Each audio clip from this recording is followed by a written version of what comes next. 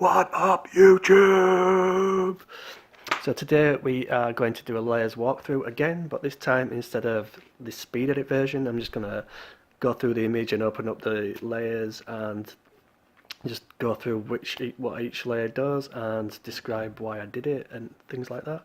So the image that we are going to discuss today is a client commission from Megan McDuffie, who is a synthwave artist, and she commissioned me to create some promo images for her website, social media. So yep, hope you enjoy it, hope you learn some stuff. Leave some comments under the video, please subscribe, and thank you. Peace! Yo, so this is the image we are going to walk through today. So as I said already, today instead of a speed edit, I'm just going to take you through the layers and tell you what each layer does, and then you can see it gradually build up over time. So this is the final image which I created for Megan and her promotional images for her website and social media, etc. So what we're going to do now is we're going to go into Facebook. So this is the stock image background that I bought from a Adobe stock, I believe. So it's a CG background, quite sci-fi cyberpunk already. So what I do is I just manipulate certain things in the background, add lights, add neon, add a few signs, and just build up the atmosphere and the story. So this is a curves adjustment. As you will probably see and heard from many other videos, I work a lot with curves and curves adjustments and everything, because you can just create, you have so much more power to adjust and gradually build things up. So I probably should have named these layers, but sometimes I just can't be asked, so yeah, you'll just have to deal. I'll just tell you what it is. So this is another curves adjustment, just brightening the whole image now. So I darken the floor here where the tank is going to go, and now I am bringing in a neon sign. So if I click on this layer, you'll see that it's set to screen. If I put it to normal, you'll see it's just a neon sign on a black background. So when you turn the blend mode to screen, it then all the black disappears and you're just left with the brights of the image what are over 50% grey, and all the things what are darker than 50% grey disappear. So here's a hue saturation adjustment. So what I did was that you probably won't be able to tell right now is I was just changing the shade of the pink. And then this layer right here is the glow. So all I did was stick that on a colour dodge blend mode, paint over the neon sign to get the pink glow. And again, hue saturation adjustment layer, just to change the hue and the colour of the image to match the rim light what is going to be or was on the model. So next up we have some more glow again. This is set to colour dodge. Stop messaging me! I'm filming! Right. If anyone knows how to turn those notifications off, tell me, because I've tried and I cannot for the life of me work out how to turn them off. Windows 10 is so intrusive. We go around to Bill Gates' house and throat punching. Anyway, so next we have another neon sign here, and again just put that into screen blend mode. That's how it looks like before. You can not really see it as much now, but there's black there, and then I just put on screen blend mode, and again anything brighter than 50% grey is going to stay, anything darker than 50% grey is going to disappear. Now we've got a phantom layer. These are regularly appear up when you create composites, when you click them off and on, and you cannot see anything happening. It probably is doing something, so I'll keep it anyway. So next is the glow on the neon sign, and again this time it was done with actually linear dodge, so just painting it over with a brush. And next we have the pink rim.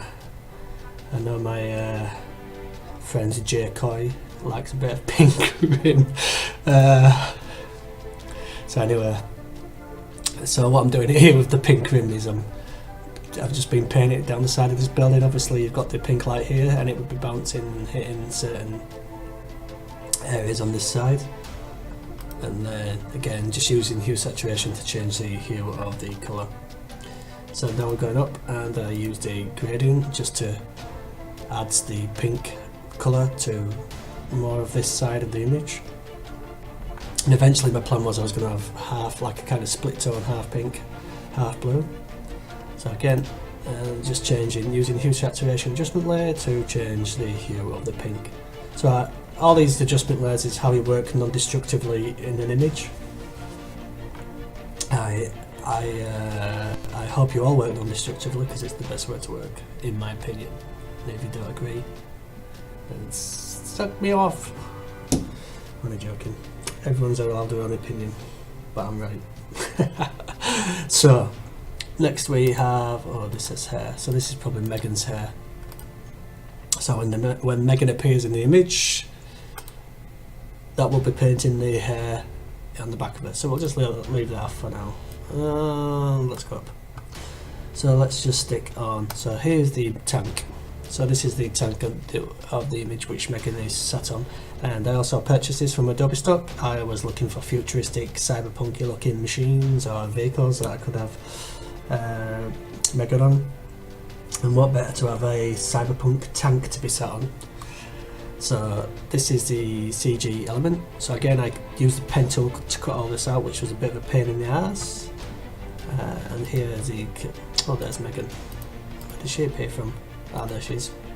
So this is the Megan layer here. So let's just click Megan on as well. So this is Megan. So because Megan's in America, we had to get another photographer to shoot her because I'm in the UK. So we got the other photographer to shoot her in various poses, and this is the pose what Megan chose, and then I had to kind of build the image around that. So obviously I thought she could be lounging on this tank. Her foot lines up this piece of tank here, lines up there, and then eventually she has, I overlap it so her hand's coming over this side. So as you can see now, so this is a hair here, and this is where I've painted in the hair later. Kind of just filling in these gaps here and these gaps there, and I also painted in some over the top as well. So here are some more so these are Megan's adjustment layers. So what I did was use curves to bring that up. So I used curves and the curves to colour match Megan to the colours of the image. So colour matching, and then just play with the contrast as well. Again with curves. Oh no, that's hue saturation. What am I talking about? So I'm guessing that it was colour matching as well. I really should name my layers, so next time if I go through the layers I will do. So right, so let's go up to the top here. That's this one. So that's Megan's hands, as you can see overlapping the tank now. You want things overlapping composites just for realism, as they would in real life. So let's go down. So now I am adding, I cut off some of the tank wheels and brought them into the foreground and blurred them to create some depth, and then obviously colour matched with curves again, and then you curves to darken the tone. Then I began to match the tone, well, to bring down the tone and match the colours of the tank as well to sit in the image. And again using curves and hue. Again using curves, maybe that's hue saturation. Yeah, just pulling down the lightness on the hue saturation. And then again, these bits here just felt too bright, and then obviously they would be darker because the light's coming from the rear. So again, I darkened them. And then colour matched the what's overlapping there. So let's just close that group down a bit. So then I added some adjustments to that group. So this is mostly rim light. So I darkened both of them again because the light is kind of, it's a backlit scenario. The light's coming from behind, so there's not much coming from front, but it's always good to have some kind of pretend fill at the front. So now as you can see here, I painted in the rim light. So again, This is a long process, by the way, and kind of a new thing what I'm trying to do on all my images, and the more you do it, the more you get better. Again, as you can see over here, more rim lights. Let's just go through all these. So then I darkened the tank even more, and then I painted more rim light on, and then more rim light, even more rim on the model. Yeah, oh, more rim here, and more rim there. And now we've got the pink pink rim at the back. We'll have a good bit of pink rim, and there is some more rim appearing somewhere. I just can't see what it is at the moment. And then we have these layers do actually do stuff on them there. I'm guessing it's just the rim. So what we have here now is pink steam. So you see I did name some of them. So obviously you've got this steam coming up here, and as it would be coming into contact with the light from this sign, you'll get more of a pink smoke. So I'm just painting that in, and then dodge and burn. So obviously just dodge and burn the model. I didn't really dodge and burn much else of the image as it already had a kind of painterly feel to it, but I always dodge and burn the model. Again, curves dodge and burn, so it's non-destructive, and you can paint in and out on the layer mask. So now I'm just darkening the outside of the image. So I've got these areas a bit like a vignette, and then not touching this area, as you can see from the layer mask.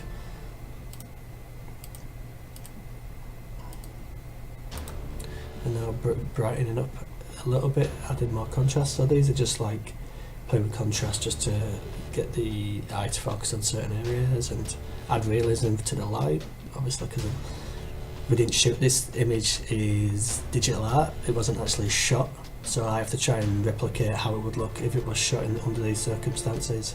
And then we've got a vignette as well, just to close in on the, just to focus the eye more into the centre. And then we start adding in the overlays. Obviously overlays, I always feel, just add that extra something to an image, just extra realism or extra stylisation, or makes an image look more cinematic.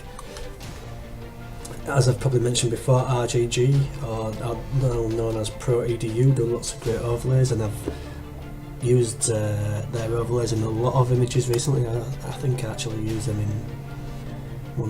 this image. In fact, this one here is a overlay from Pro EDU, and so is this one. So let's just, and then I just change the hue with an adjustment layer onto this one, and then I add more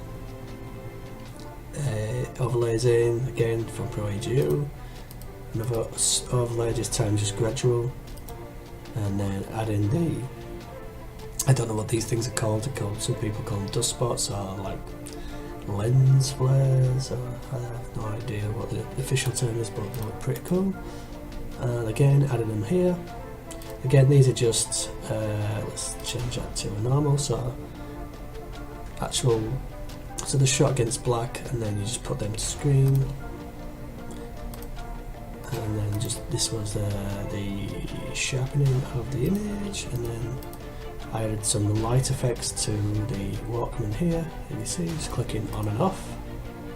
And then finally adding the HUD overlay, which is, you can, if you go onto Google and just type in, you can buy various templates from various places and with commercial licenses, etc. So, I mean, if you're going to spend all the time doing that, but you're more than welcome. Probably would took a lot of time, so for me, if someone can do something better, it's always better just to pay and buy a template with a commercial license. So that's the final image. Hopefully you got a little bit more of an insight into how this image was created, the layers, how curves and non-destructive adjustment layers work, and how messy layers panel can be.